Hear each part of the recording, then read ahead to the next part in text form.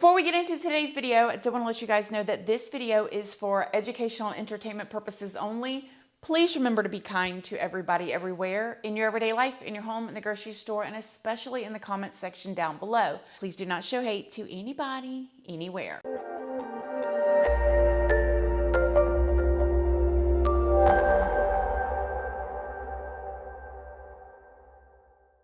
Good morning, my lovelies, my beauties, my friends. My name is Christina and welcome to my channel. If you're new here, thank you so much for clicking on this video. I really hope that you will subscribe, stick around, take a chance in hearing some things that I have to say. And if you are a returning subscriber, y'all already know, y'all are my babies. So good morning, good morning, good morning. How is everybody doing today? I hope you all are having an amazing day. I hope you all had a wonderful weekend and hope everybody is doing good. So y'all have been blowing me up all weekend and I've been watching and paying attention to the Carlee Russell case / situation. So if you guys are not all caught up, I'm going to catch you guys up real quick.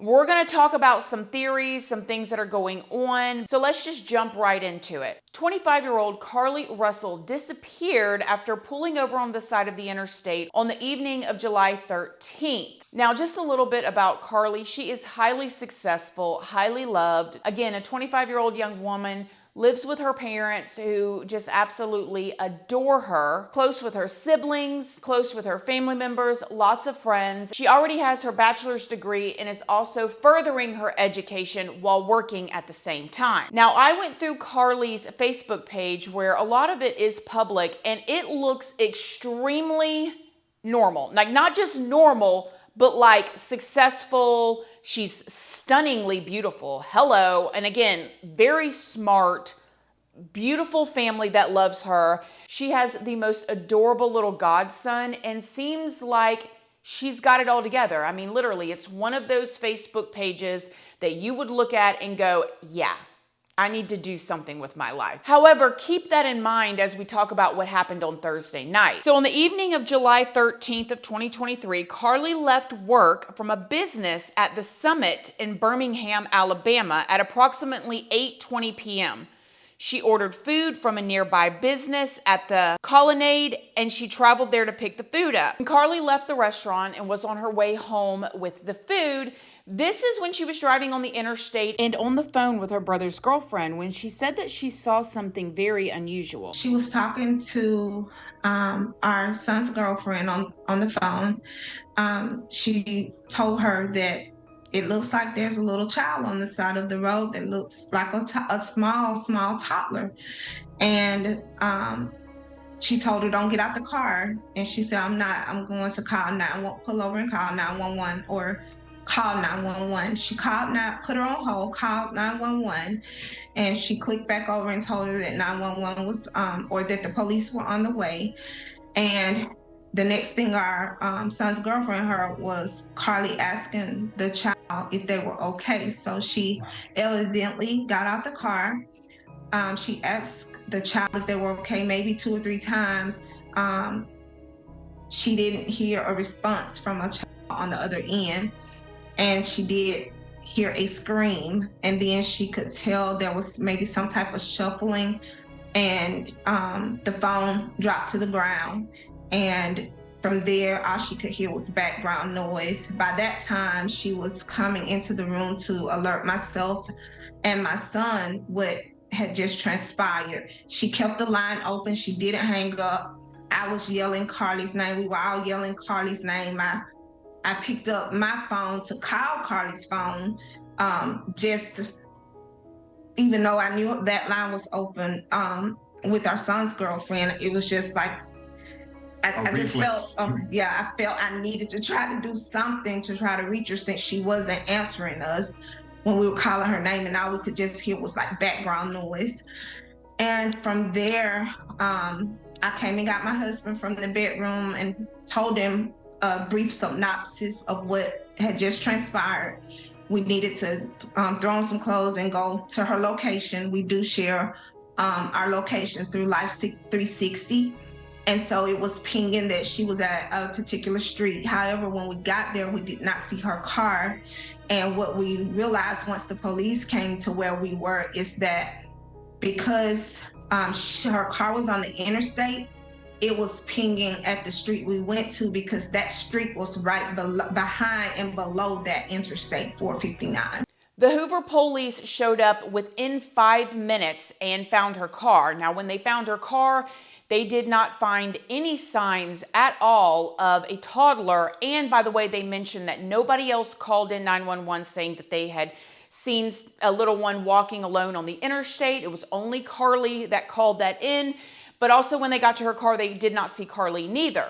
3 or 4-year-old child walking on the side of the interstate next to her. RP's going to be close by in a red Mercedes sedan with the hazards on.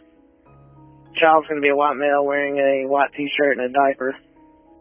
42 copy from YMCA. 442. RP's advising there's no cars in the area. Looks like the child's been abandoned on the side of the road. 42 copy. 442. You're actually going to have to access from 31. They're going to be plotting just before the exit. 441, can I get you to head that way? 10-3, I'm using that way. 41, you still got him on the phone? Negative, but she's stated that she would stand by for police. 42, I'm getting 23. 10-4. 42, call the RP back. She's not at their vehicle. 42, just be advised her vehicle's unlocked, running. All her personal belongings except for her phone. 10-4. 13, if we can we start using the Atkins trim area? Just see if this child might have wandered from a house over there. 34, I'll be around. They said that they located Carlee's wig, cell phone, and purse on the roadway near her vehicle, and Carlee's Apple Watch was inside of her purse. Investigators with the Crime Against Persons Unit were notified and the investigation immediately began. Now, one thing I can say about this situation with Carlee is the Hoover Police Department did not waste any time. Do you hear me? They got a hold of local, state, and federal agencies, and they all, BAP, immediately came to help to look for Carlee. And people were looking for her. I'm talking about they were walking through the nights, all through the wooded area on the side of the interstate there. They were walking the next day. Carlee's family had search teams going on. And I mean, this case went absolutely viral. I mean, we heard the story of a young woman after work. She stops to get some food. She's on the way home. She says she spots a little one walking on the side of the interstate alone, calls 911, tells the police, hey, this is what's going on. She pulls over and she disappears, and her car is still there, her purse is there, her wig is there, her phone is there, everything. Immediately, people believed that she was abducted. I mean, what else could have happened? However, as the days went on, weird things started to come out. Like one of the things that came out was the camera footage from the interstate, and me and you guys are going to go over this right now. Now, this is allegedly Carlee's car right here on the right-hand side on the shoulder of the interstate. And as you guys can see, like she was on this shoulder for a long time until she drives all the way up here by this next marker. And this is where she stops her car.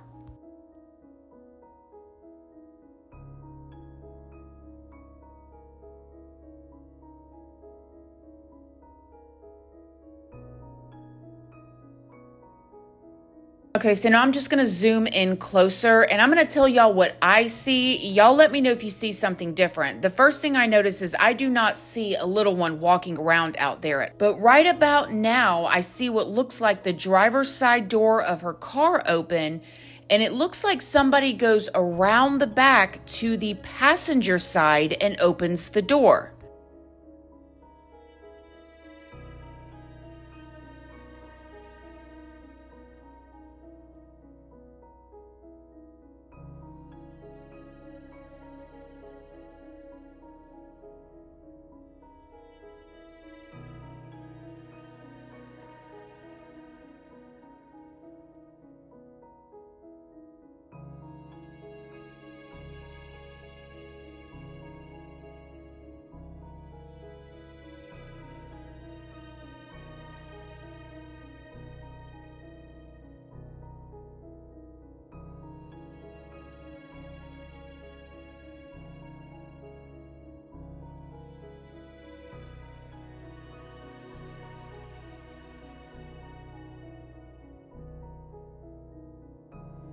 Now, you guys saw the footage just like I did. First of all, I didn't see a little one walking on the side of the road. I do think it would be strange that all of those cars, because that is a very busy highway, were driving down the road and no one not only seen a little one, but they did not see Carlee being snatched or another car pulling up. It's literally like she just vanished. Poof, where did she go? Also, why, if somebody was coming to snatch her, why would they leave all of her stuff laying in the road? If she just got out of the car to talk to this little one and wait for the cops to get there, why was all of her stuff laying in the road when you could not see anybody else coming up to her? So that was just a really bizarre fact. Then the following day, while everyone was still searching for Carlee, something really strange happened. A 911 phone call came in from the Red Roof Inn's front desk that is only about 12 minutes away from where Carlee went missing at. And the person at the front desk, when they called 911, they said that Carlee's family was there looking for her because they said that Carlee had called them from the Red Roof Inn herself. Listen to this. 754 unclassified complaint. 1466 Montgomery Highway at the Red Roof Inn. The front office, per caller, family members at this location saying they received a call from the female that's missing, Carlee Russell. 754 family members are saying they received a call from the female saying she was at this location. 754 en route. 760 1851.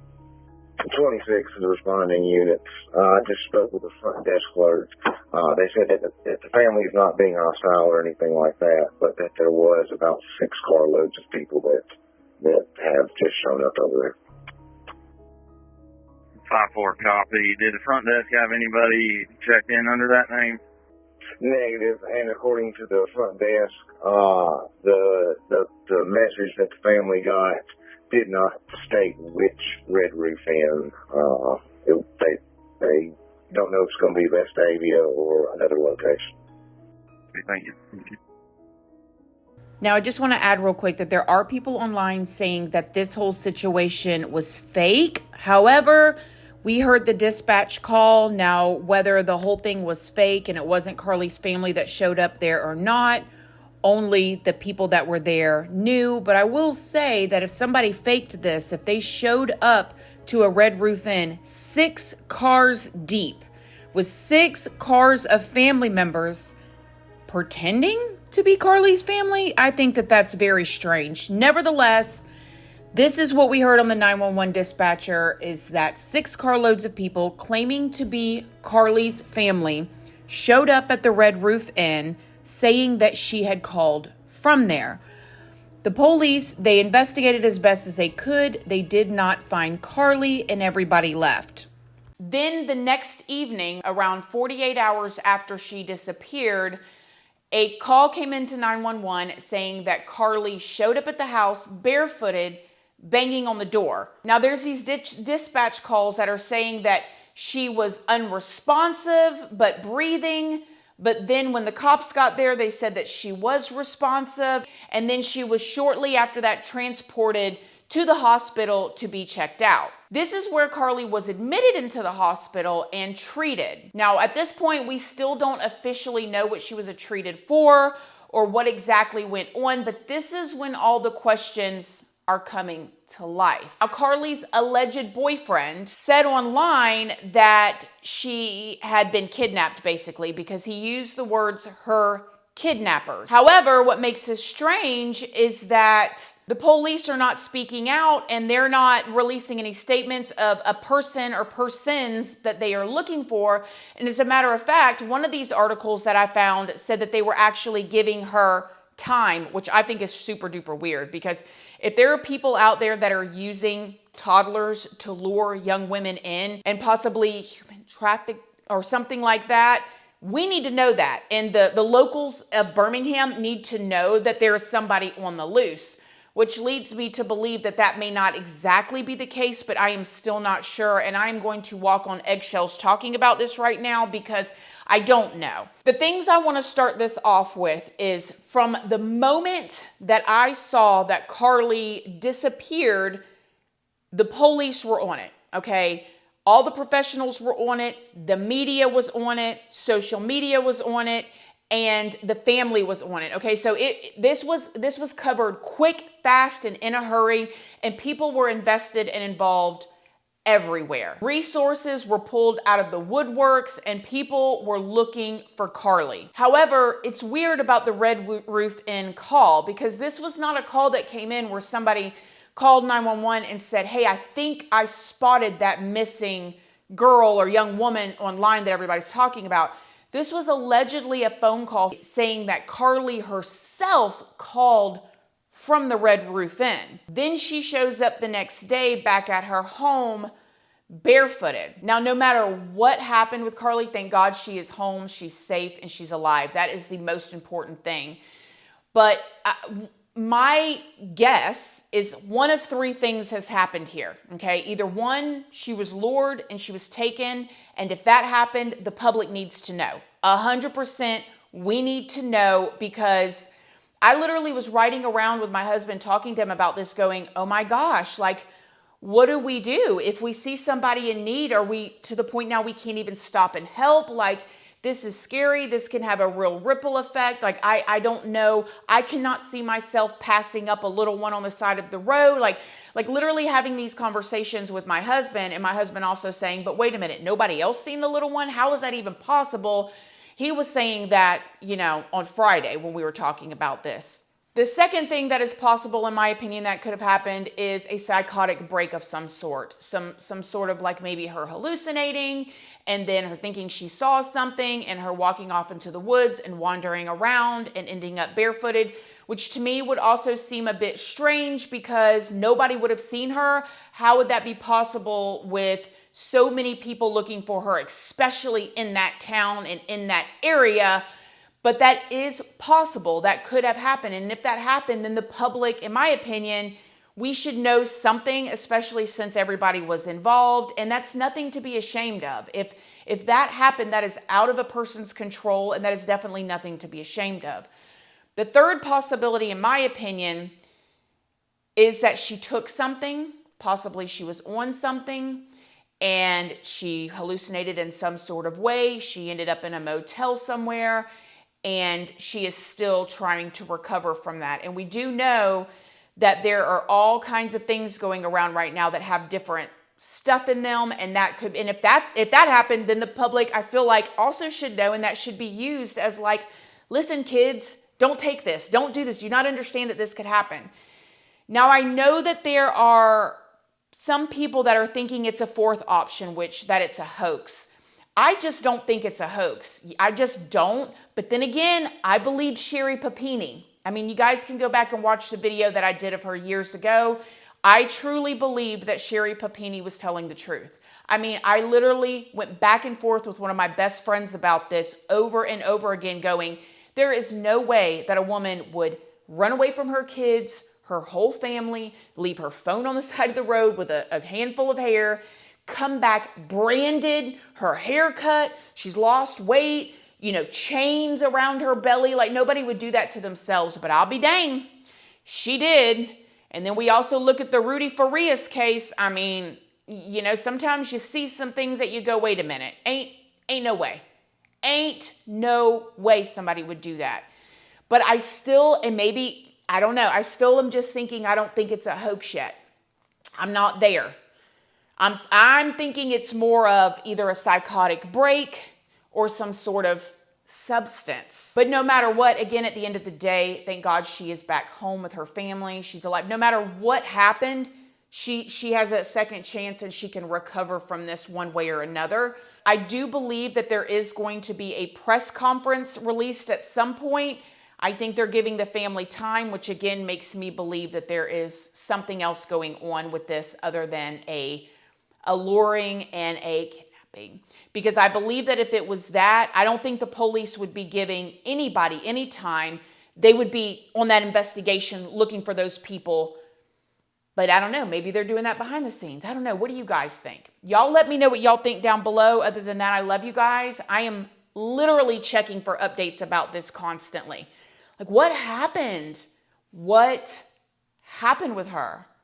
Let me know what y'all think down below. Other than that, I love y'all, and I'll see y'all in the next video. Bye.